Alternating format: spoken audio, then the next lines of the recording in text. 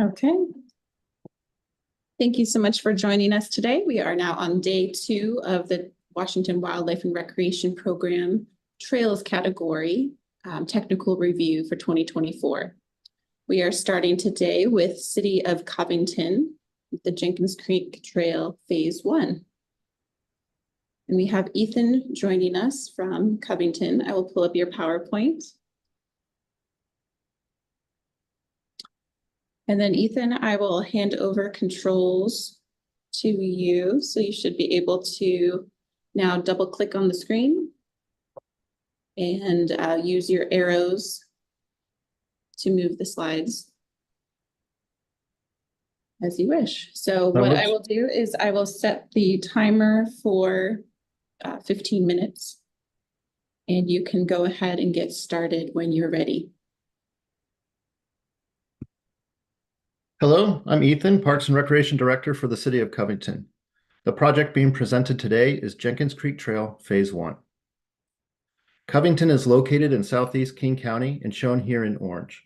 The population of Covington is 22,000. The population within 5 miles of the project site is 156,000. This slide shows the plans for the entire 3-mile length of Jenkins Creek Trail with the limits of the grant project, Phase 1, highlighted in pink. The first phase is an important step to create an essential trail that will transform the community with a new popular option for recreation and getting around town.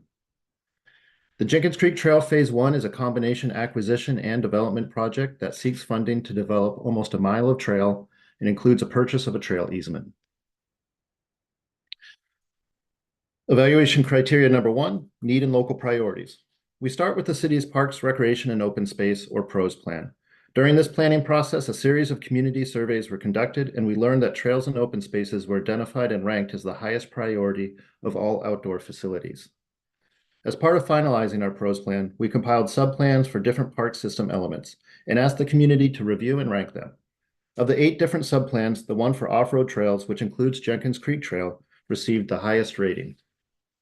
With off-road trails a top priority in the PROS plan, the city moved forward with a study of the Jenkins Creek Trail with the help of an RCO Planning for Recreation Access grant.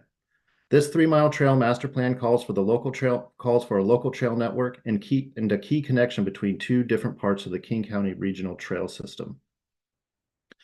This is important because currently the only trails in Covington are self-contained wholly within parks, with the sole exception being a sliver of the Sioux Creek Trail located in a corner of the city. Otherwise, there are 0 trail networks within the city. This deficiency is no doubt why the community has ranked trails as a top priority. There's no dispute that health-positive investments are needed in the project area. Looking at the census tract, health outcomes are not good, with an overall ranking of 9 when compared with the rest of the state. Deaths from cardiovascular disease carries the worst ranking of 10. Opportunities for exercising and staying active are desperately needed. A portion of this project occurs within a park and makes use of existing but old trails. Sections are in poor condition, and there is an obvious need for them to be renovated to reduce safety issues and ADA accessibility. Evaluation criteria number 2, project scope. Over the next series of slides, we'll show the scope of the project traveling north to south, or as we look at the slides, we'll be going left to right. The trail improvements begin at a neighborhood cul-de-sac, which will serve as a pedestrian trailhead and then runs through a forest in Jenkins Creek Park. The 8-foot asphalt trail, which is the standard for this project, replaces an old soft surface trail before connecting to and replacing an old asphalt trail. Areas for planting are indicated with a yellow highlight and follow the trail to provide an appropriate transition to the natural environment. Any old trail sections that are abandoned will also be replanted. The 8-foot wide asphalt trail continues through the park's forest and by a grass lawn, and then bisects a 2015 ADA park trail where wayfinding signage will be installed. Parts of the old asphalt trail loop that are in poor condition are targeted for renovation, and a section of old asphalt trail that is in extremely poor condition and spans a steep grade change will be converted to a gravel trail with timber steps. Continuing south, the trail exits the park into the adjacent parcel that is targeted for a trail easement acquisition. Here the trail runs through a forest with a tall tree canopy. The trail route will be chosen to minimize tree impacts. There is also a significant slope running perpendicular to the trail, so retaining walls and some fencing are necessary. Continuing south, the trail moves back into city-owned property adjacent to a shopping center. The trail is situated on high ground from the nearby creek and makes use of an existing retaining wall. Opposite the shopping center, the trail overlooks a forest and shrub riparian area. On this next slide, we come to the end of the trail phase at the sidewalk of State Route 516. With the connection to the sidewalk and all points south, a kiosk and wayfinding signage will serve as a pedestrian trailhead. Once the trail is complete, we anticipate a wide range of users, including people exercising, dog walkers, bird watchers, and people connecting with the natural environment, people accessing Jenkins Creek Park, students walking to and from school, and individuals from nearby medical and shopping centers. This could be employees taking their break to fit in a walk, or we even know the medical center is interested in the trail as a prescriptive activity for patients. These recreation opportunities go hand in hand with both physical and mental health benefits, which we all know are so important. Evaluation criteria number 3, immediacy of threat. The city already owns 5 of the 6 parcels as highlighted in orange on this slide. The remaining parcel is targeted for a trail easement acquisition as shown in hot pink. This easement acquisition is part of the scope of this project and critical for the trail and this project. When considering the acquisition part of this project, it is important to understand the rapid growth that is occurring in this area of King County. Nearby is Lake Point Urban Village. This development, which is under construction, will have over 1,700 residential units and over 1.3 million square feet of commercial space. While this level of development may not sound like a lot for some larger sized cities, for the city the size of Covington, it has an impact. The demand for undeveloped commercial land like the target parcel is very high. Medical provider Multicare owns the target parcel and has plans to expand their adjacent healthcare facilities. The city has fostered a partnership with the current leadership at Multicare, and they are agreeable to selling the city a trail easement. However, delays in acquisition risks Multicare moving ahead with their expansion with disregard to the trail project, or a change in Multicare leadership could change their willingness to sell. For these reasons, there is an urgency for the city to acquire the trail easement as soon as possible. In accordance with RCO grant requirements, we'll be requesting a waiver of retroactivity soon and are on track to close on the acquisition by the end of the year. Evaluation criteria number 4, project design. Phase 1 design began earlier this year. Tasks have included a review of existing conditions and regulations, development of design character and details, plans for signage and wayfinding, a robust stakeholder engagement process, plans for permitting, and cost estimating. The alignment of Phase 1 trail considered 3 options shown on this slide. These 3 alignment options were then evaluated based on the following 6 criteria. 1, user experience, 2, safety and security, 3, environmental impacts, 4, permitting and regulatory impacts, 5, cost, constructability, and funding, and 6, property ownership and stakeholder support. The scoring of the criteria were weighted based upon preferences from a community survey. This slide shows the scoring matrix. It's probably too hard to read and too many items to go through, but the result was that all 3 alignment options had overall scores that were very close to one another. In other words, there was no alignment option that was significantly preferred more or less than others. In the end, alignment number 2 was selected as the preferred option as it scored higher than alignment 3 and was estimated to be $4 million less than alignment 1. Understanding that this trail will first serve as a local trail, but the long-term plan is for integration with the county's regional trail network, the approach for early trail phases is to build to a design standard that is typical of local trails, but that positions the city and county to update the trail in the future when regional connectivity occurs. For the main trail route, instead of building a 12-foot wide trail to the regional trail standard, we will construct an 8-foot wide trail that may be expanded width-wise in the future. Design will adhere to ABA standards so the trail is readily ADA accessible and usable by people with disabilities and mobility challenges. The trail construction will also allow for maintenance and emergency vehicle access. The trail provides a great opportunity for an interpretive program. Initial ideas were discussed with community members at a workshop and focused on cultural, environmental, and historical themes. As the trail area is culturally important to local tribes, we're collaborating with them on this part of the project. As you all know, trail projects like this take considerable resources. Our cost projections are design based with the help from professional cost estimating company DCW. As a relatively small city, we are challenged to fund projects with our limited resources, but we have an excellent track record of assembling multiple funding sources to fully fund projects, which is again our strategy. As you can see, the WWRP funding is key, with other sources identified to achieve the necessary 50% match. It's worth mentioning that the King County grant funds are listed as pending because this grant program is every other year, and this next January will be our first opportunity to apply. From our discussions and coordination with King County Parks, we understand that this project is well suited for their grant program and is a project that they support. Evaluation criteria number 5, project engagement. With this project, we've engaged a variety of groups at a variety of levels. At a high level, the project need and project priority was established as part of the city's PROS plan, which included a series of community surveys, a series of public meetings, and a series of focus groups, including with the city's Parks and Recreation Commission and Equity, Cultural, and Social Justice Commission. Engagement activities specific to this trail project include 2 online public surveys and multiple public meetings. The stakeholder engagement process was also robust with individual meetings with 12 groups, ranging from landowners to groups with environmental or cultural interests to organizations where there may be opportunities to coordinate infrastructure and development. Some stakeholder meetings have transitioned into ongoing collaborative discussions, specifically with the Duwamish, Muckleshoot, and Snoqualmie tribes, and Multicare and King County Parks. Other engagement and outreach worth mentioning: we had the interpretive planning workshop. We had an article about the project in our recreation guide. This also connected people to our project webpage and email list. We also have received letters of support from 13 community groups. There's a lot of excitement and support for this trail to be built. Evaluation criteria number 6, sustainability. Ecologically, the trail alignment roughly follows the Jenkins Creek corridor, yet for the most part, we've been able to locate the trail in the uplands of the creek to limit environmental impacts and protect native riparian habitat. The project will have little to no need for utility and irrigation infrastructure, which reduces the project's carbon footprint. It also provides an opportunity for environmental restoration. Social factors have been touched upon earlier and include how the trail will provide community members with multimodal options for getting around town to recreation opportunities with health positive outcomes. Economic factors are demonstrated with the community's desire to raise the standard of living. Community members want trails because it improves the quality of their community and improves their lives. Baked into this are the direct and indirect economic impacts of building and maintaining a trail, especially with a linkage to a shopping center.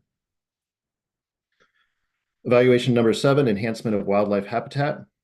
This area is a known wildlife corridor for birds, river otter, deer, elk, and fish. The first strategy is to avoid negative impacts to sensitive areas of wildlife habitat, such as the creek and wetlands. The trail alignment is set back as much as possible from these areas. There are opportunities for forest thinning in certain areas, which will bring more light into the understory and allow more diversity of species to thrive. On the parcel targeted for acquisition, we've observed unfortunate dumpings and trash. Nothing huge, but this project will result in better stewardship of the natural environment and wildlife habitat.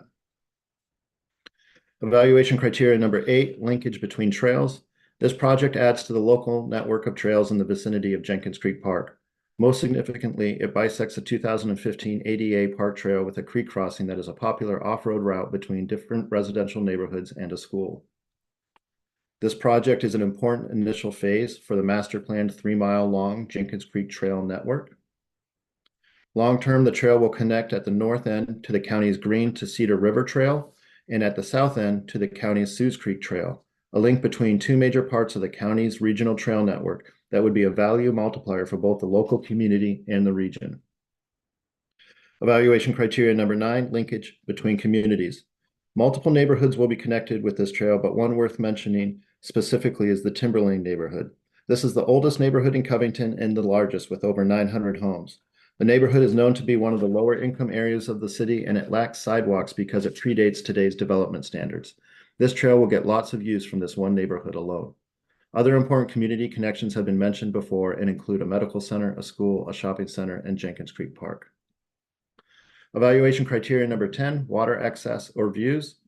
This trail phase is largely located in the uplands of the trail's namesake, Jenkins Creek, in an effort to protect riparian and creek habitat, but there are still views of the creek and Spring Pond. Here is a photo of Spring Pond. There are a number of these views from the trail.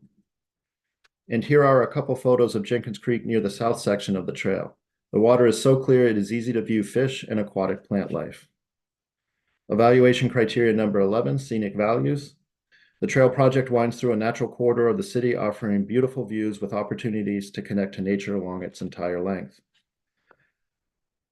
Sections of the trail that are within Jenkins Creek Park, such as shown on this slide, include forest, meadow, lawn areas, and views of Spring Pond and oak and prairie, which is quite rare. Other sections of the trail include a stand of fir trees, plenty of views of the natural environment, and overlooks into the riparian area of Jenkins Creek with great vantage points for birding. Evaluation criteria number 12, cost efficiencies. There are several measures that we're using to control costs. For the acquisition component of the project, the cost of the trail easement is less than a full parcel acquisition. The city also contracts for real estate services on an hourly rate basis that proves to be less costly than through a commission percentage. And this targeted acquisition is also a property with no homes or tenants, so there are no relocation costs. For construction, the preferred alignment option selected was the least expensive route, saving millions. And the design is cost conscious with low impact strategies that call for little to no need for utility or irrigation infrastructure. This allows dollars spent to focus on actual trail improvements. When selecting materials, cost is also a significant factor for both controlling capital costs as well as long-term maintenance costs. On an ongoing basis for maintenance and operation, the city has been successful in supplementing our park maintenance team with help from community volunteers. Some of them in action are seen on this slide. We also partner with Green River Coalition, Green River College, and Mid-Sound Fisheries in removal of invasive species and restoration work. That brings us to the end of the presentation. Thank you for your time and consideration of this project. Thank you so much, Ethan. You were perfectly on time with not even a second to spare, so that was really nice. Great job there. And you followed all of the criteria. So I'll have Healy, your grant manager, will reach out because we are changing the numbering slightly from before August, but you did meet all of the criteria as listed. So thank you for doing that. Jim. Very good presentation. Thank you for that. Looks like a really well thought out project. Very impressive presentation. My one comment is that some of the slides are super busy with really small text. You noted that, I think, in criteria number 4. I may have spotted a typo on slide 25. I'm not really sure. I thought I saw the letters A, B, A when I expected to see A, D, A. So as one who does a lot of editing, you might go back and take a look at that. But overall, very good presentation. Thank you. Yeah, I think that's a reference to the Architectural Barriers Act. So I don't think that's a typo. Okay, thank you for that. Okay. Thank you for the comments. Ryan, questions or comments? Yeah, great presentation. It was very easy to follow the criteria. And a couple of things that stood out to me, that 8-foot trail is below standard. If there's any way to get it and did it have shoulders as well? So it was 8 foot plus, then there is shoulders, or 8 foot including the shoulders. Just making that very clear. It would be going to 10 at least would make it more in line with trail standards that are out there today, like AASHTO. And so I would consider that, especially because if you have 2 bicycles approaching each other, with 4 feet of space is potentially not enough, and a lot of the bicycles and things are getting wider and larger, and then the e-bikes moving at potentially very high speeds we're getting just a lot of complaints, and I think I've heard that DNR has had complaints about the speeds of these things, and there's no way to enforce it. So having space is probably the better solution there. The one other thing I would consider is how you're interfacing with SR 516. It's sort of creating an attractive crossing without a crossing to a large multifamily housing development there. So coordinating maybe with the WashDOT Northwest region, their active transportation coordinator. I'm going to blank on his name, but I can find it for you, and I'll put it in the chat. Is that Joshua Shippey? Well, it was. So he was standing in because they went through a lot of changes. They just got a brand new person, so I'm going to get that name for you. I think I've talked to him once. Anyway, yeah, coordinate with them to make sure that they understand what kind of project you're going through. And did you get a letter of support from them? No, but I know I even have an email in my inbox this morning. So we're engaged with you guys, and Great. So okay, that's an important piece.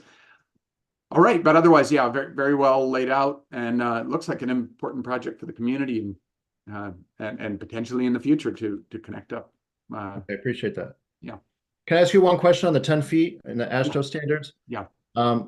Is that 10 feet without shoulders or 10 feet with shoulders? It's 10 feet, and then so what we 10 have feet. in our design manual is 10-foot minimum with 2-foot shoulders, gravel Okay. shoulders on either side.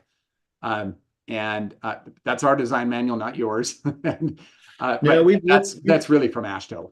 We've looked at a lot of those things, and we went from, I think we tried to reduce our costs based on the width, but actually we found out it doesn't really change the cost that much, so we can definitely revisit that. So Yeah, I think that would really improve this. Thanks. Andrew.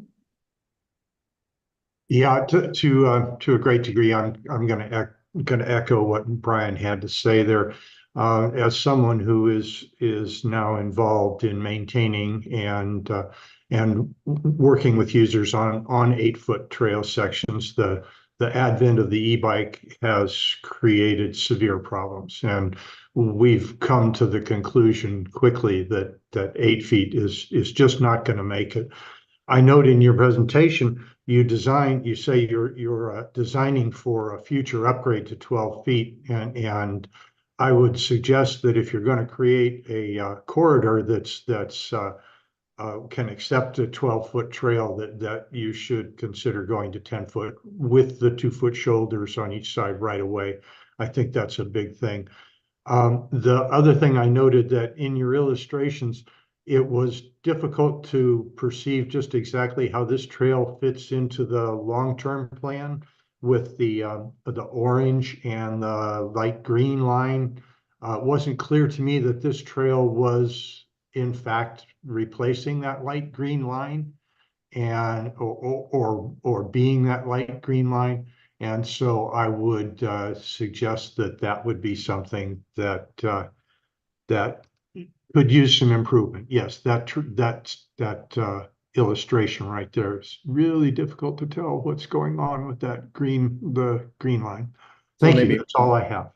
appreciate that. Thank you. And it looks like Brian put the contact information in the chat, so we'll make sure that you get that email address, Ethan. Okay, great. Thank you. And Ryan, comment from you. Yeah, I just wanted to say I thought the information verbally that you presented was very clear, and your pacing I thought was excellent. So good job. Thanks. It's a lot to fit in.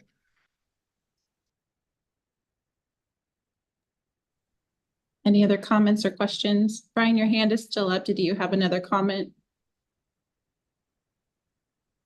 No, sorry, but I am going to drop into the chat our design manual section on the shared use paths, so you can take a look at what we're looking at. Thanks, Brian. Okay. Any other questions or comments? Okay, well, Ethan, like I said, your grant manager, Haley, will be in touch with you with her own comments and questions to help prepare you for the August final evaluation. Great. Thank you. Thank Appreciate you. it, everybody.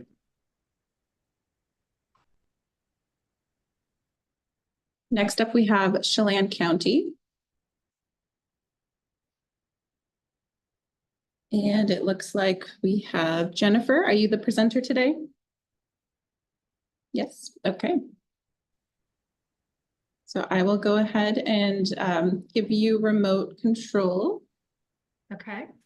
So you should be able to double click on the slide to get control, and then you can advance the slides using the arrow keys. Okay. Your mouse. Great.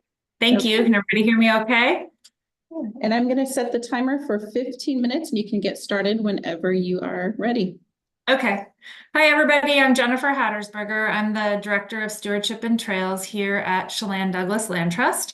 And I'm here today with Erin McKay from Chelan County. The Land Trust has partnered with the county to put in this proposal for design and construction of a trailhead at Bear Mountain. And I've kind of subtitled this project Connecting People to Public Land in the Chelan Coulees area. Okay, there we go. So the scope of this project, go back one. As soon as I figure out how to advance slides. All right, there we go. Is to design the trailhead, and I'll talk a little bit more about that as we move through the presentation, and then actually build the trailhead. And the project leverages an existing 6-mile trail route that's on the property. So here, this photo is from one spot on the trail looking across the valley. You can see the existing trail that's there. And the goal of this project really is balancing wildlife habitat and public access. So this is a property that the land trust purchased for conservation values. And now we're considering opening it up to public access through this project.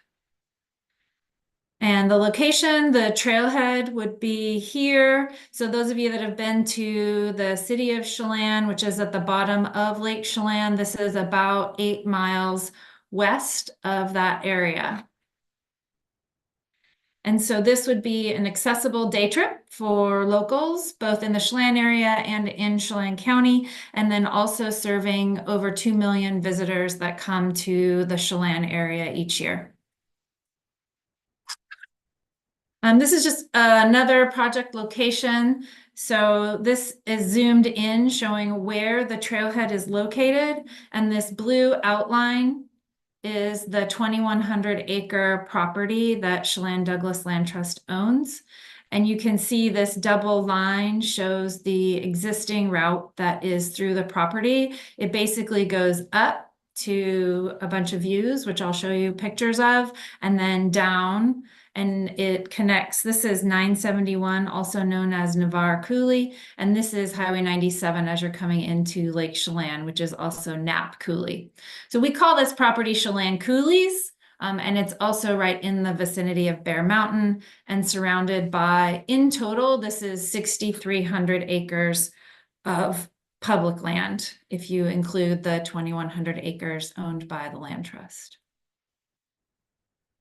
So, walking through the criteria number 1, the need. So from a planning perspective, Chelan County is currently updating the recreation element in the comprehensive plan. And, you might think of, oh, there's a lot of public land in Chelan County. Why do you need another trailhead? But in fact, when they surveyed the public, the number 1 and 2 barriers to recreation access are parking. So I realize this is a little small. I wanted to clip it right out of the plan. So this is limited parking and overcrowded access sites. So despite the vast amount of public land, we don't have enough access points. And so what's going to come out of the recreation element as the highest priority action, which I've shown here, is to improve our access to recreation areas and build more trailheads, which is what we're proposing to do with this project. Also, the need in terms of an inventory perspective, Lake Chelan has a community open space vision, and this project meets 2 of those goals. 1, protecting wildlife habitat, which the Land Trust has already done through acquisition of this property, and then promoting community health by increasing access to trails. There's also a Lake Chelan Trails Alliance, and they wrote a letter of support for this project. They've identified this area, Bear Mountain, as one of the top priority areas for public access. So they've got sort of a top 5 list of lower valley peaks that they would like to give the public access to, and this is one of those. And then in terms of need, this is a local priority supported by our Senator Brad Hawkins. And some of you may be familiar that Brad is also running for Chelan County Commissioner right now. And he's outlined his top 12 priorities if he is elected. And 2 of the top 12 priorities are promoting local tourism and enhancing access to outdoor recreation. So I still need to upload this letter into Prism, but he does support this project. So we have local support from that level as well. So the scope of this project is to design and build the trailhead. I'll talk a little bit more about the design, but this will be a multi-use trail for hiking and also biking. We will consider equestrian use, but we just need to get a little more public input on that. We already know that there's support for the hiking and biking. And this is another just sort of picture, overall vista. This is from the high point of the site, and this is also just looking at the descending portion of the trail.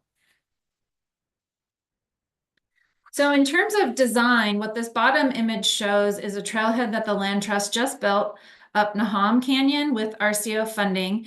And this project would be a very similar scope for a bunch of reasons. One is it's on the outside bend of an existing road. So this bottom photo is an air photo of the trailhead we built, and this upper photo is the existing Bear Mountain Road. And what you can see where this car is parked, should have took a picture with them not parked there, but it's just a gradual slope up into the site. This is the access road that goes into the site that would become the trail.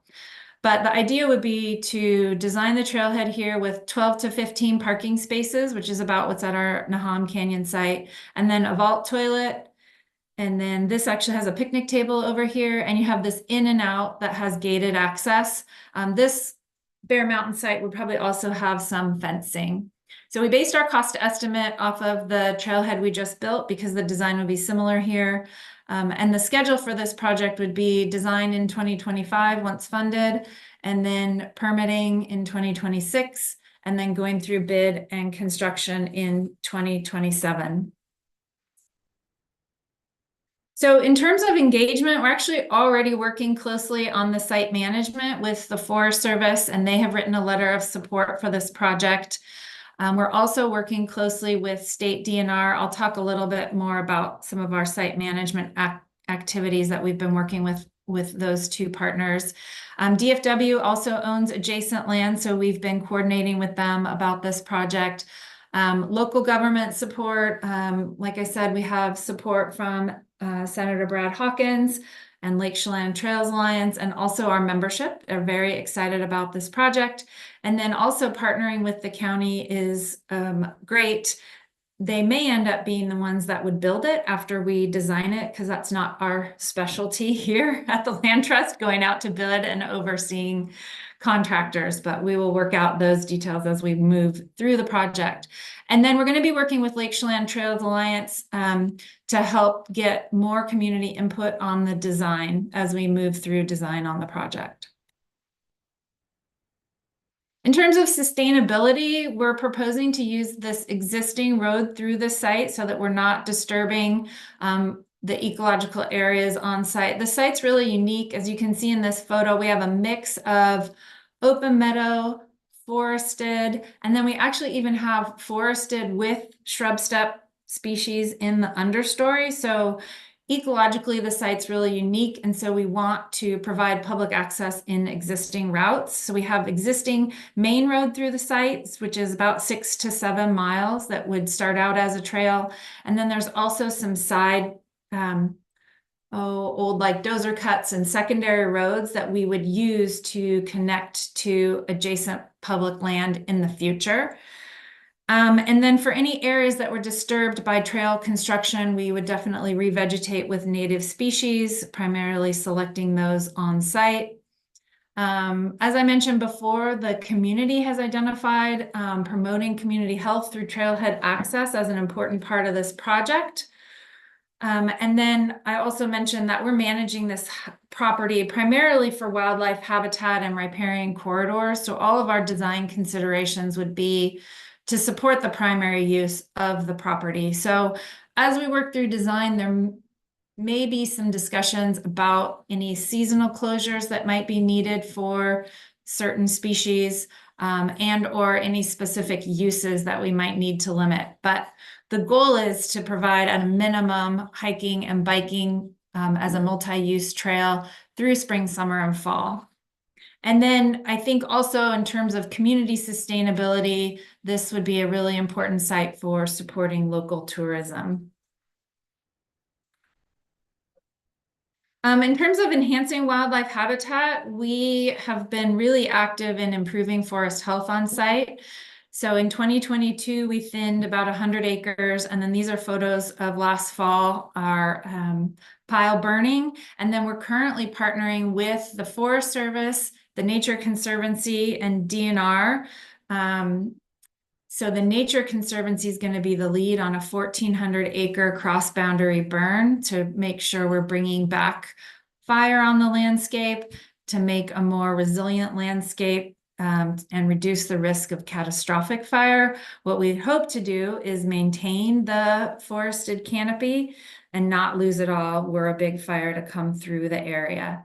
So we are contracted for that work and it's funded, and we're hoping to get a good window to implement that this fall. So just wanting to mention that we're very committed to enhancing wildlife habitat and managing that on site. We've been doing it and we plan to continue to do that work. We also acquired this property partially for the riparian habitat. This image shows Davis Canyon, that's on the south side of the site.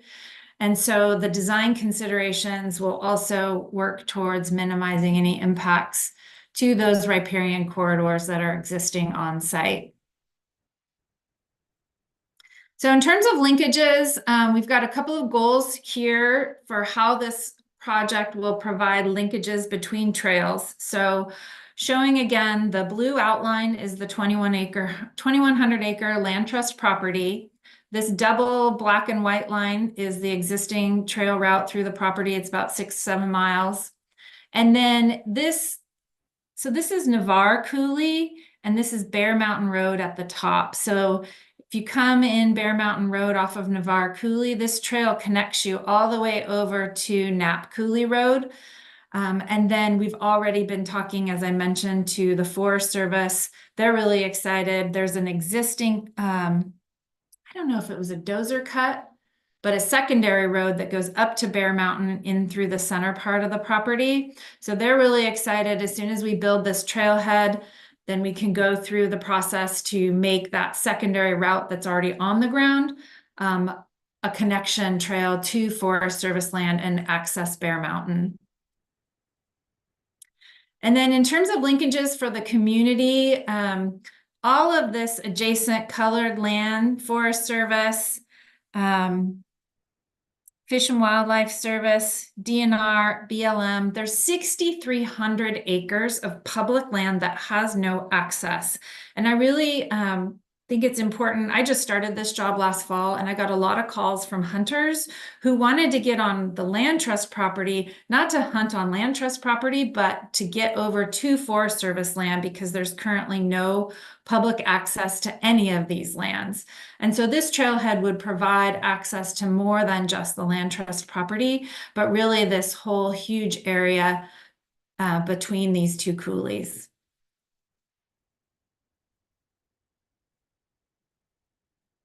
And in terms of views, there's epic views from this property. I think that's the highest value for this property. You can see Lake Chelan to the north, and then looking south, you can not see it as well in the photo as you can on the property, but there's views of the Columbia River with orchards and balsam root in the foreground.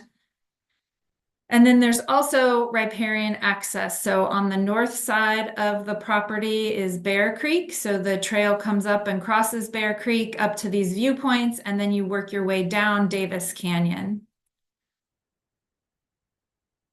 So in terms of scenic views, this is really the selling point of the property, although it's hard to show in any one photo. Hopefully you've seen a few photos, but here's the property. You're basically looking north at Lake Chelan, south at the Columbia River, west over to Forest Mountain, and then east to Chelan Butte. So anybody that's been to the town of Chelan, this big butte that you see over here, you can also see from this property. And then surprisingly, you can actually see all the way to the enchantments. So you have Mount Stewart, Cashmere Mountain, Icicle Ridge, and you don't catch those views very from this part of the Lake Chelan area. And then one more scenic view shot. This is from the north side. This is Forest Mountain over here, Lake Chelan. This is Big Slide, and this is the actual property. So it shows the variety of habitats that are on this land trust property: forested, meadow. It's really gorgeous. In terms of cost, we're going to pull together 4 different funding sources for the project. And some of the cost efficiencies are that the land trust already owns the property, so you're saving $1 million or more there. We already have a trail, so we just need the costs to build the trailhead. And then all of the future management costs would be covered by the land trust. And I think that's probably close to my 15 minutes. So I'm happy to take any questions if you have them. Thanks, Jennifer. Yeah, you were just about 15, 20 seconds over, but not too bad. So let's start with Mike. I can't hear. But yeah, Mike, you'll have to unmute yourself. There we go. Can you hear me now? Yes. Yes. Yeah, thanks so much. It was a very good and well-organized presentation. Couple of questions for you. Would this trailhead be used in the wintertime by cross-country skiers or snowshoers? So the road is difficult. Bear Mountain Road isn't plowed in the winter, and so it's difficult to get to. So I think we're going to have more consideration about that, but I know right now that it's hard to get to the actual trailhead. Okay, and I think, did you mention it's not equestrian? Or would We it will be? consider equestrian, but because of the habitat value on the site, there may be some stakeholders concerned about weed introduction and into adjacent habitat. So I think there's some of the answers to the questions about seasonal and the users. We need to get some more community input through the public process. But I do already know there's support for hiking and biking use. So another question, or maybe this is just a comment on, the concept of, the linkage of this to other trails. If you put up a screen of a map shot, and on that you showed some of the potential places that you would be looking at trails. You mentioned some of them, but it looks better if even if these trails may never occur, just the ideas that you're thinking about to try to get a field of how many miles of trails, would be, put at from this trailhead. And then lastly, on besides the idea of, surprise, prescribed burns or, forest management using burning, are there any other wildlife enhancements that the land trust or, neighboring owners would be, considering?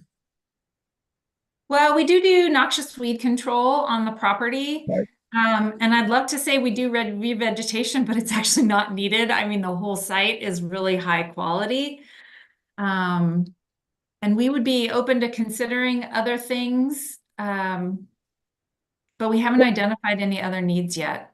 What was the prior usage for the land? Oh, I forgot to say, this was going to be a resort development. And then the land trust worked with the landowner to protect it, which is really great given all the adjacent use. Yeah, I think that's really important to mention. I think that because it's part of the need. But I'm assuming, was this just grazed land? Was there grazing permits on it before that? I should look into that history, but based on what I've seen from the plant communities, I would say it doesn't look like it's been grazed. Great, thank you. Andrew and then Jim.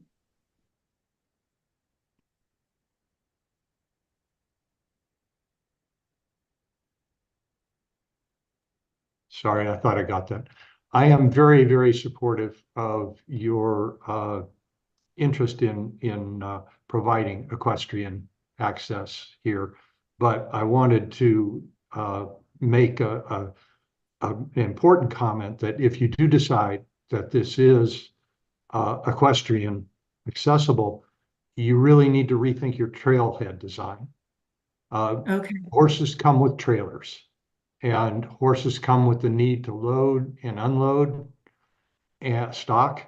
And speaking from experience, that involves, in order to do that well, that involves a dramatic increase in the amount of flat, accessible parking you need to support this. This is one of the biggest obstacles that the equestrian community faces in terms of access. You know, there are lots of places where you can go ride your horse, but there's no place to load and unload. So effectively, it's a zero. So I support equestrian use. I think this would be a fantastic place to have available to equestrians, but it's going to have a very, very large impact on your trailhead design to do that properly so that the equestrians are well served. I think that's a big issue. Thank you. Thank you. Thank Jim? you. Yeah, thank you very much. A good presentation, beautiful area. I was going to make the same comment Andrew just made regarding the trailhead design and equestrians. And backing up just a little bit, the term multi-use makes me a little nervous. The reason for that is that when trail users hear a term like multi-use, multiple use, they automatically assume that includes me. So I would use some other descriptor for the trail that you have in mind: hiker, horse, non-motorized, whatever. I remember about 25 years ago at a recreation conference, I demonstrated that there was no accepted definition of the term multi-use or multiple use. It's whatever people want. Second thing, when you talked about the environmental impacts and wildlife, and you're showing controlled burning, frankly, my reaction was, so what? What about the parking? How is that going to help? Do you have uncontrolled parking here and there, people blocking the road, people parking in places you don't want them? And so parking would help to correct problems like that. That to me would be improving environmental impacts and improving wildlife habitat. You're going to be doing prescribed burning anyway. So my last question is for staff. Was there discussion or consideration of this being a non-highway road project under the NOVA program? Yeah, and that's a note that I made to talk to the grant manager. I know that they had some initial conversations about the other trails categories that we do offer. And so we'll definitely continue those conversations. Okay, thank you. But again, a very good presentation. Access like this is much needed. It's only going to get more busy as populations grow.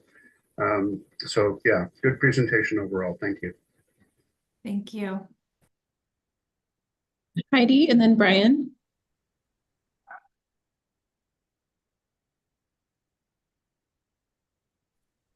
Yeah, thanks. Great presentation. And this looks like a really exciting project. And my questions are more just clarification. It looks like the trail itself, it already exists, and so this is just like a more official trailhead for that trail. And it's just like a casual pull off right now. Well, so it's interesting, you guys, I love the questions because you're making me recognize what I've forgotten. So we actually do not allow public access right now because we do not have a trailhead. We do not have a toilet. We do not have space for parking. It's on an outside curve. So when people call me, can I use this for hunting? Can I walk on that? I have to say no.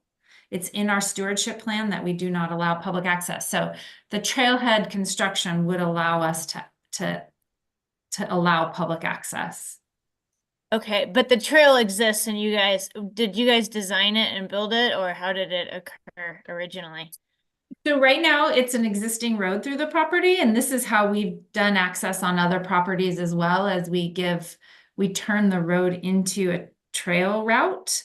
And then in the future, we can build secondary access routes off of it that are narrower. But people really like our road width trails because they can walk and talk and things like that. Okay, gotcha. And so yeah, because I saw under site preparation under the $51,000 that it was number of trail miles for site preparation. So I was trying to figure out like what that included as part of this project, or if there was like a cost associated with what you were doing to prepare that. The cost is just for the trailhead construction. So that big line item is actually grading and excavation because it Okay, is so a gentle it's slope. Yeah. okay. And then like hearing that, I guess that is like a road sort of width trail. I guess for me that does really make it sound like it would be very appropriate for equestrian use. So, but I would also, echo what Andrew said, that you would obviously need to take that into like consideration with the size of your parking area and your like flow through the parking area if trailers were involved. Thank you for the questions. It makes me realize things that I can include, things that are in my brain that I forgot to say. Yeah, no problem. Thanks. Brian, questions or comments? Yeah, pretty much just one. I think you said overcrowding was a problem, and is that because of lack of access? Is that I wasn't clear. I heard there was lack of access and there was overcrowding. Does that mean that everybody's going to the one place that you can access and park at? So making that just a little clearer could be helpful, that there's potentially all kinds of trails if we had trailheads to them. Yes. And I will just commenting on that, equestrian, Island County just recently built a trailhead where they specifically made it accessible to the big trailers and allows them to turn around. And now there are horses in the Kettles trails all the time. It's great. Before it was fewer and farther between because it was difficult to get in, and you always had to go into the state park and pay the fee there. So it definitely brings them there. The demand is there. Thank you. Nick, question or comment? Yeah, sure. Just listening in, I'd say, really highlight as you come back, in my opinion, how the development of a trailhead is opening access to 7 miles or so of existing trail. And because I remember thinking, through your presentation, how does a trailhead, does it even qualify? Is it the appropriate use of these funds? But then what you're really saying is that's unlocking public access to trail. And so, a few $100,000 for 7 miles of trail and then the adjacent public land at Bear Mountain there is pretty compelling. So I would really recommend you highlight that. And, that's in addition to the comments you've heard already. Thank you. Anything else from you, Heidi? You have your hand up still. Sorry. Yeah, I didn't lower my hand, but I guess while I have the opportunity, I will say, like, I really appreciate Chelan Douglas's investment in just trail opportunities and everything. And I don't know what the equestrian, equestrian versus the, mountain biking and hiking and stuff is in the Chelan area. But, I guess taking that into context, because I think the horses sometimes get pushed away when there's more different types of trail development or improvements in some areas, and there are more bikes and that kind of thing. But I honestly don't know if that's the case in the Chelan area. So Yeah, and we may just have to figure out if there's space sure, for the accommodations that they would need through design. yeah. Thank Okay, you for the feedback. This was so helpful. great. And your grant manager, Lon, will be in touch with her own comments after reviewing your application in PRISM, and we'll be compiling all of the comments from reviewers as well. So we'll be in touch with you as you prepare for August. Okay, thank you so much. All right, thank you. Bye. Okay, so we are set for our one and only break this morning. So let's meet back up Looks like we're a little behind, so let's say we'll start at 10:30, just so everyone has a chance just to get up and stretch their legs. We'll meet at 10:30 for the final presentation with Department of Fish and Wildlife.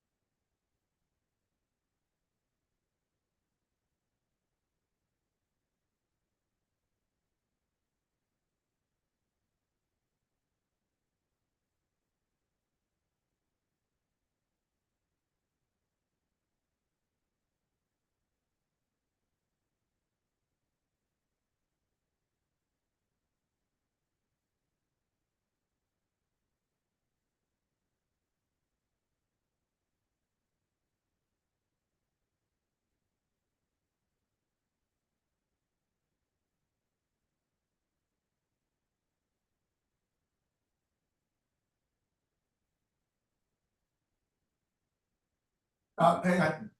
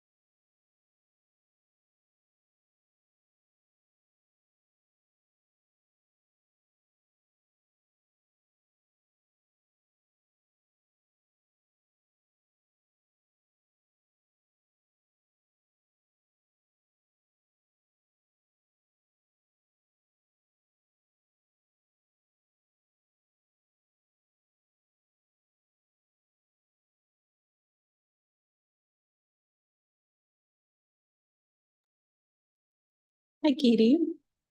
And Andy. Hi, how's it going? Good, thank you. How are you? Good. Good. So which of you will be advancing the slides today? I will. Okay. So I will go ahead and share control with you. So you should be able to now double click on the screen. And then you'll be able to advance the slides. Oh, great. Yeah. So you want to If go back. yeah. You can use the arrows on your keyboard as well if that's easier. Oh, sweet. Yeah. Thank you. Okay. So we'll just wait one more minute so everyone can get back to their desks. And what I will do is I will set my timer for 15 minutes. And so you'll get 15 minutes for the presentation, and then the remaining 10 minutes will be for questions and answers at the end. Okay, so I think we'll go ahead and I'll start the clock for 15 minutes, and you can start your presentation when you're ready. Great. Thanks. Hi, everyone. My name is Katie Lauschman. I'm a wildlife area manager with the Department of Fish and Wildlife. And my colleague on this project is Andy Hockett. Hello, Andy Hockett, project manager with the Hood Canal Salmon Enhancement Group. And we'll be presenting to you together today on our WWRP Trails application, which is trail restoration at the Feller Wetlands. So our project is located in the Union River estuary at the terminus of the Hood Canal in Belfair. This is in Mason County on the edge of the Kitsap Peninsula. And more specifically, this project site is within the Union River Wildlife Area, which is a unit of DFW's South Puget Sound Wildlife Area. It contains 543 acres of estuary and upland habitats at the mouth of the Union River. And it has 3.2 miles of trail located right on the estuary that's really popular for bird watchers, photographers, school groups, and families. And this trail system historically was partially owned by the Department of Fish and Wildlife and partially owned by the North Mason School District. But a couple of things have changed here. One change is that the school district transferred the Feller Wetlands property of 130 acres to the Department of Fish and Wildlife last summer. So now DFW has contiguous ownership of the trail system and estuary, and we've also gained 2 environmental education buildings and the trailhead parking lot. So you can see the parts of the new ownership that are highlighted in the light green here on the map. And this new ownership is allowing us to do more habitat restoration of the estuary, and it's also allowing for a reconnection of the trail system. That reconnection is needed because of a breach in one of the trail levees, which we'll discuss more in just a moment. But that breach led to this disconnection of the north and south portions of that trail complex. So today, the WWRP request that we're presenting has 2 main deliverables. Task 1 is the construction of a new boardwalk that will connect those trail pieces. And task 2 is the construction of a trailhead driveway and additional trailhead improvements. So in terms of local priorities at this site, there's already a large and diverse usage of the trail system here. As I mentioned, it's a popular destination for local groups, and it's also an incredible resource for nature-based education programs like the local preschool group Barnacles and Bees and others that already use this area. The North Mason School District also continues to actively use the site for their hands-on science classes. And because of these users, we see seasonal fluctuations in visitation due to things like bird migrations, wildflower blooms, salmon runs, and school seasons and camp sessions. This site is also home to the Hood Canal Salmon Enhancement Group, or HCSEG, and they operate the salmon center that's directly adjacent to the trail system. So HCSEG coordinates field trips, habitat restoration, citizen science projects, and through a long-term partnership with DFW, HCSEG and their Washington Conservation Corps crews help maintain the trail system and facilities on site. So a little bit of site history here. In 2012, a high tide event damaged a section of the levee trail surrounding a freshwater pond in the Feller Wetlands. This is the yellow circle on the south side of the map there. And here's another aerial photo of that breach in the red circle there. The tides in this channel over time eroded all the fill around the tide gate and the culvert installed there. And this damaged section saw temporary bridges and fixes installed over the next few years, but over time the breach in the levee grew larger and was no longer passable. Salmon were also observed swimming inside the now saltwater pond, which changed the focus of any potential fix alternatives to include an estuarine habitat restoration element. But the disconnection from this particular part of the trail is felt heavily in the local community. This spot has a pretty incredible view of the expanse of the estuary, and you'll see more photos of this location during the presentation. But this is what trail users see now at the southern entrance to the levee. If they want to connect to the trails and the trailheads on the north side, they now have to travel through a tight pedestrian gate to Roselle Road. Roselle Road is a county road with no sidewalk and is a blind corner for cars coming both directions. It's also subject to flooding every winter during high tides and low pressure systems. This is also a symptom of the breach in the levee that we just discussed. And during these floods, the road is impassable to pedestrians. So now that it's been over vehicles for a period of time. Oops, sorry, Andy. Now that it's been over 10 years since the trail has been disconnected, there's a strong community desire to reconnect this trail system at the wetlands. The Mason County Parks, Recreation, Open Space, and Trails Plan identifies the Feller Wetlands Trail as a significant regional trail, and input from a public survey emphasizes the hopes that locals have for trail reconnection, like you see in this response here, where folks emphasize that restoring all the trails to the sites would offer a destination for many, bringing tourist dollars to our local businesses. And the trail, the gap in trail access is also clear when you look at things like reviews online. For example, All Trails, where you see a lot of comments from trail goers that note the issues with this trail system. They comment that the trail is closed, or that they don't want to take the street detour to use the entire loop of the trails. And that's extra impactful when you zoom out and consider the other trail opportunities in the service area of Belfair, which, as you can see on the left, has very limited trail opportunities except for the Union River trail system. And that Mason County Trails Plan calculated that Mason County has a deficiency of 28 miles of regional trails that they calculate should be in place to meet the demands of Mason County's growing population and recreation. So the improvement and growth of this trail system at Feller is important on a regional level. Additionally, this trail system is ADA accessible, so restoring the connectivity of the trails to avoid gates and road detours is important to ensure safe and smooth access for all trail visitors. So while the trail restoration aspect of our project is a clear need, the less obvious part is the needs that the trailhead parking lot requires. So this parking lot was received from that school district transfer to DFW last summer, and the original design of the parking lot only has one entrance, which is through property that's still owned by the school district, the Mary E. Feller Early Learning Center that's located just to the north. We currently have a temporary easement for parking lot access through the school parking lot, but we need to build a separate driveway within 5 years so that the public no longer has to go through a preschool parking lot to get to these trails. So adding a new driveway will improve the safety of the preschool area by separating these parking lots, and it will also increase ADA accessibility through new trail connectors and a vault toilet. And it goes without saying, but there's no sense of improving this trail system without having a safe trailhead available to the public to access those trails. So here's a shot of that parking lot as it exists today, and you can kind of see that the main entrance is through another parking lot just next to ours. So overall, our development proposal to WWRP consists of 2 tasks, which are highlighted in blue on this page. Task 1, a reconnection of the trail system through a boardwalk, and Task 2, a new entrance to the trailhead parking lot on State Route 3. But these actions are not standalone. They're part of a larger estuary project in the Feller Wetlands that DFW and HCSEG are currently implementing, which Andy can briefly describe.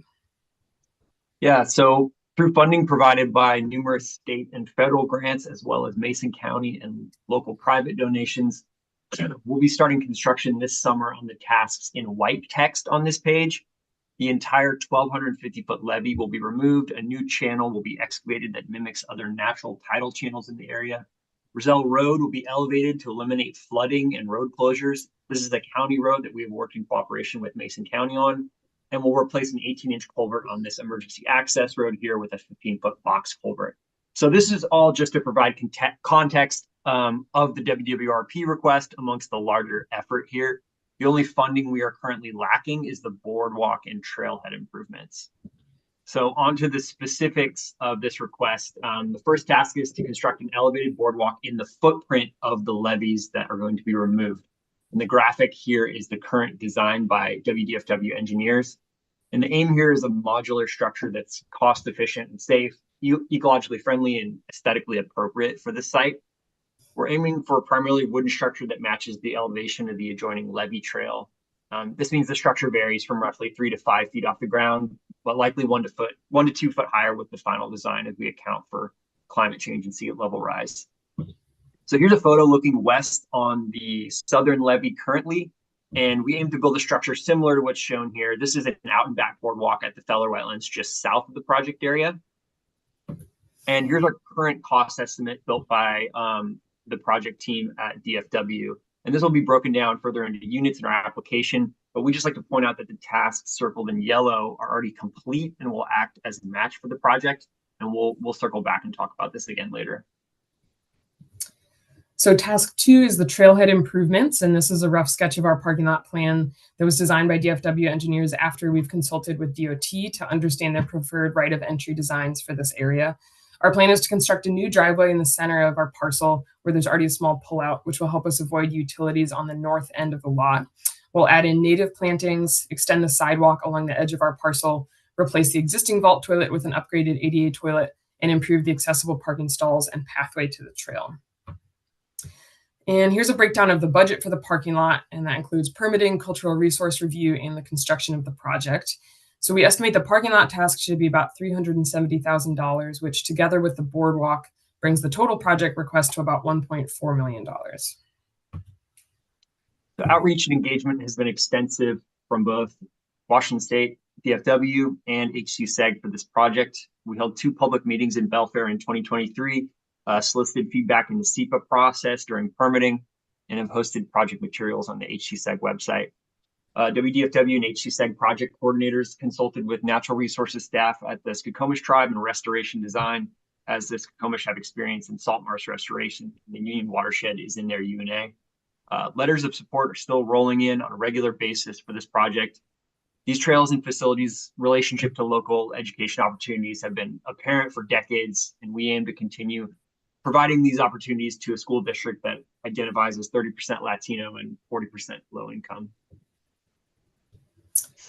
So regarding sustainability from an ecological perspective, this project is going to involve native plantings around the parking lot and riparian plantings around the boardwalk entrances, which will increase ecological services such as pollinator habitat.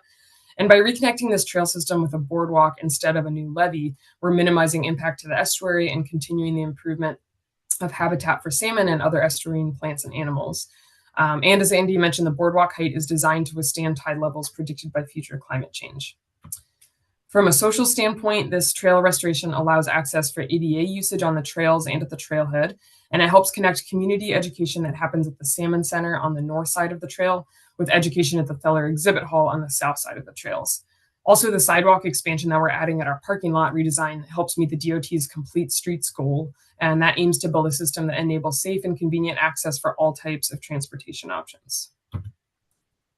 All right, so our research for the boardwalk has been pretty extensive. These photos are from a September site visit to the Billy Frank Jr. Nisqually National Wildlife Refuge in Olympia. Katie and I and other DFW staff met with U.S. Fish and Wildlife staff to discuss lessons they learned 12 years after construction of their boardwalk in the tidal prism. The foundations we were initially considering for our site were employed at Nisqually, but observed to be scouring pretty heavily there, posing problems for the refuge staff. This is also observed with these foundations at McLean Creek Nature Trail near Olympia. This led us toward a piling design that wouldn't require bracing, which means less driftwood racking up on the foundation, less maintenance. Other lessons on appropriate hardware and maintenance were gleaned from Nisqually's experience. Our original cost estimate before all these investigations was over $500,000 higher for the total cost of the boardwalk than it is now. This is all to say we feel like we've done our homework with this design. So we'd like to emphasize again, these actions are part of a larger restoration effort in the Feller Wetlands to restore natural processes to 7 acres of important intertidal wetland habitat. This habitat is crucial for ESA-listed Hood Canal summer chum, Chinook, and steelhead, migrating waterfowl and shorebirds, and countless other species that depend on the high-quality ecosystem services that estuaries provide.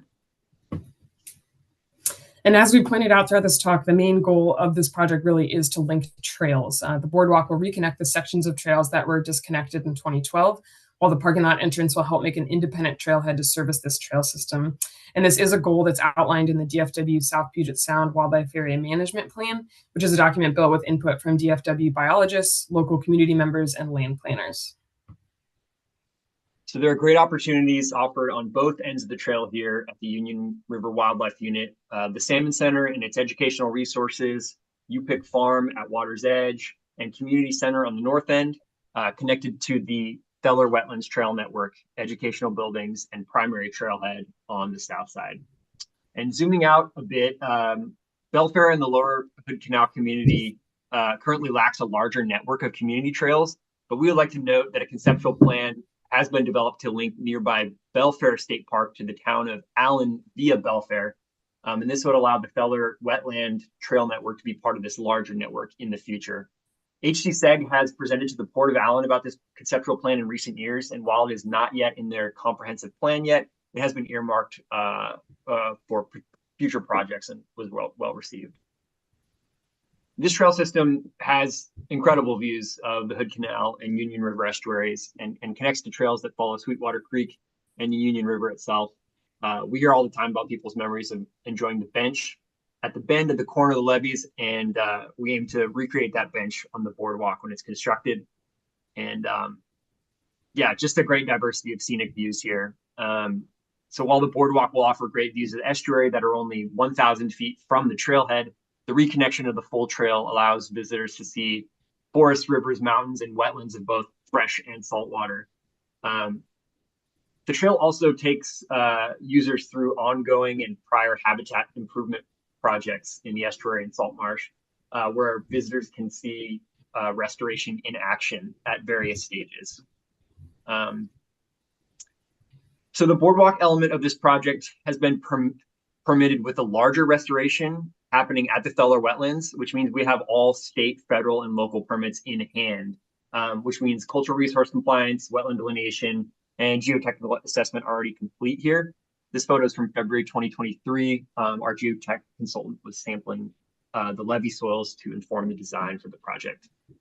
We also have over $25,000 in private donations over the years, specifically for the fix of these trails. And HDSEG will continue to act as a local partner in maintenance and care of the trails, utilizing its devoted and skilled volunteer base to reduce costs for WDFW. So in conclusion, we feel this trail project would be a huge benefit to the community of Belfair and Mason County and wider, and would increase access to the newly restored estuary on the Hood Canal.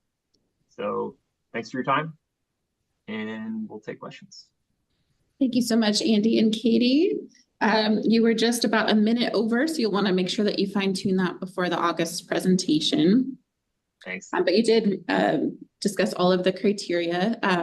Our grants managers, and we'll send out some communication about some changes to the numbering that we will have, but we'll get that out to you before you prepare for August. All right, Jim. Thank you for the presentation. It's a beautiful area, very popular, and people would love having access restored. So to clarify for my mind, the slide that I'm looking at now, number 35, tells me that the money would be used for two things. Number one, putting in the boardwalk, and number two, the parking lot. Is that correct? Yeah. Yes. So going back to the parking lot for a minute, do I need to get excited about the word sidewalk that I thought I saw? Because this grant category does not pay for sidewalks. So just a little tiny detail there. I'm also curious, I saw two tables for budgeting, and they both had a contingency line. If you could define contingency for me to help me better understand. I think that on the trails budget, it was a six-figure contingency, $207,000, and the parking lot was 40,000. So I'm a little bit fuzzy on that part. Yeah, I think that's just to reflect the the proportion of funds that are going towards the trailhead element, as opposed to the proportion of funds that are heading to the trailhead, or the trail to the trailhead. So that's just to account for unknowns in cost of construction, labor costs that might pop up from the time that we're applying for the grant to when we actually move forward with construction.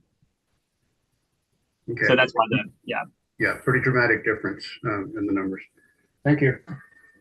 Yeah, and I'll just add that the sidewalk component was something we hadn't planned, but after we talked to DOT about the design of the driveway, they requested that when we build that new driveway, we extend the sidewalk because it stops at our property. So that can be something we shift with this ask. It just is something that DOT requests for our management there, but good to know. Yeah, I appreciate that. I understand that, but this program can't pay for sidewalks. So that part would have to be taken out and paid by your agency some other way. Okay, thank you. Mike and then Brian. Yeah, hi. I second the, beauty of this particular area and the great need that you guys are trying to fulfill here. Just a couple of quick questions and some suggestions on your presentation. So if you could talk a little bit on your final presentation about your reach out to the tribes and whether or not local tribes are part of this, supportive, what their feel is in regards to this. I think that would be helpful. I am also curious that I'm assuming you're going to probably put some signage, along this because realistically, this isn't, has a great component for an educational trail, especially because of your partnership with with the local school district. I'm wondering, are you going to use have any type of opportunity for school groups to be part of this restoration in regards to replanting or any other, designing signs or any other components to that? Yeah, that's a great question and would be something we could consider. Right now, a lot of the replanting is done with coordination with Washington Conservation Corps crews, but the school district and their classes at the Feller Exhibit Hall do a lot of hands-on science and kind of research projects that I think we certainly could coordinate with to involve plantings and maybe monitoring and all those steps that are involved with restoration. So I think the partnerships could definitely make that possible, but it hasn't been anything we've defined yet at this stage. Yeah, Mike, and I would just add there that WCC does participate in a lot of our plantings, but a significant amount of our plantings also is done by volunteer crews recruited by Hood Canal Salmon Enhancement Group, and we do get student involvement frequently with these projects. And I mean, I think it was made apparent in the presentation, but I'll just reiterate again that our offices, the Hood Canal Salmon Enhancement Group offices, are located just north, just out of sight on the map here, and so we're pretty strategically located to recruit and participate with volunteers in this on this project. Yeah. Any documents that show that support would be helpful. Okay. Yeah, absolutely. Brian. Yeah, thank you for this presentation. Neat area. Did not know all this existed. Just hearing that comment about the sidewalk, talking to DOT might be interesting. I'm thinking complete streets is complete for bicycling and walking, and I don't know what their plan is for Belfair. I mean, currently you could say that the sidewalks were achieving the complete streets goals, but they don't have bicycle facilities. So is there some plan, maybe, I know a lot of communities like this, they're looking at shared use paths as an alternative because it could now cover both needs. So perhaps they would be interested in starting a shared use path from this point south, and it might get past the sidewalk issue. But that would be something to talk to them about, to Olympic Region. It sounds like you're probably already coordinating. One question, I thought I heard you say that, so you're making the parking lot ADA accessible. Did you say the trails are or were ADA accessible in the past? And that's something to really highlight. There's very few trail systems that are ADA accessible. So this is a relatively flat area that's neat. And highlighting that and highlighting the need to preserve the few and far between ADA trail systems might be something to do in there. Thanks. Yeah. Yeah, thanks for the comment, Brian. You're right in that the trails have been ADA accessible, and we aim to reconnect them so that they are fully ADA accessible now. In that people have to right now, people have to like wheelchair users would have to go along Roselle Road here if they wanted to connect to the full trail network, which is not ideal. But yeah, when the project is complete, the entire 3.2 mile trail network will be ADA accessible in its completion.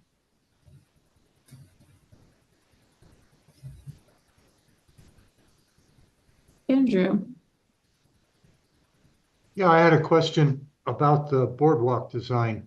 Mhm. I know that in the past, there's been a lot of discussion, particularly in these estuarine environments, about insulation underneath the boardwalk to encourage plant growth underneath the boardwalk and avoid sort of the tendency to channel under the boardwalks when the plants don't recover under there. I wonder if you had put any thought into this in the design and whether that is now something that's not worried about, or Yeah. whether or not there was something else that you might be able to do. I know that in the past people have tried translucent decking and Yeah. other methods to try and get some insulation under the trail, and I'd be interested in your thoughts on that. Yeah, Andrew, that's a good question. We have thought about this, and our feeling is that the boardwalk will be elevated enough that we don't need and receive enough sunlight exposure that we won't need to use translucent decking, which would be a lot more expensive for us. And this is something that we worked through in our permitting too. So we permitted this entire project, boardwalk included, through the HRPP process.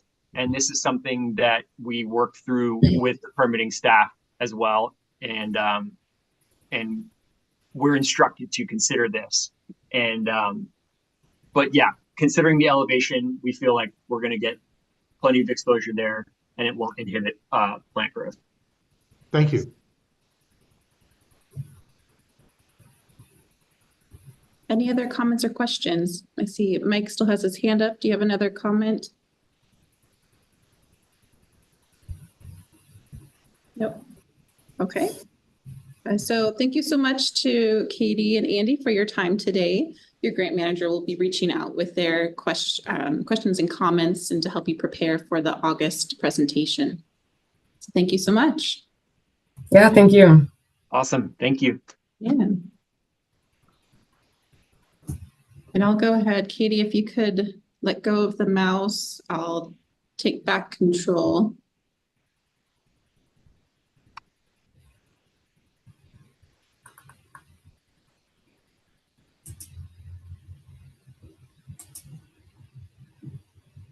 Katie?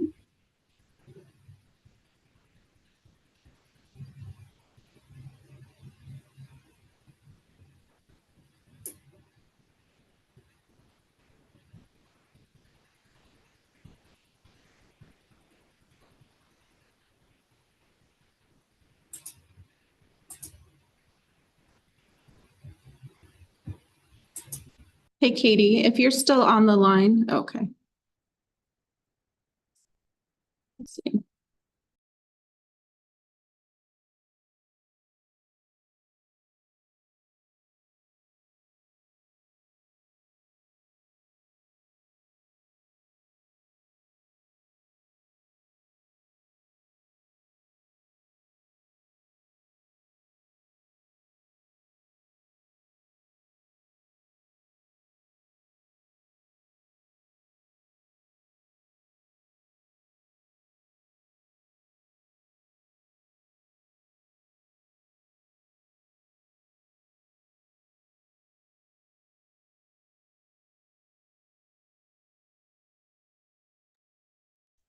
Okay, so that concludes the formal presentations. I'll ask that the reviewers stay on the line.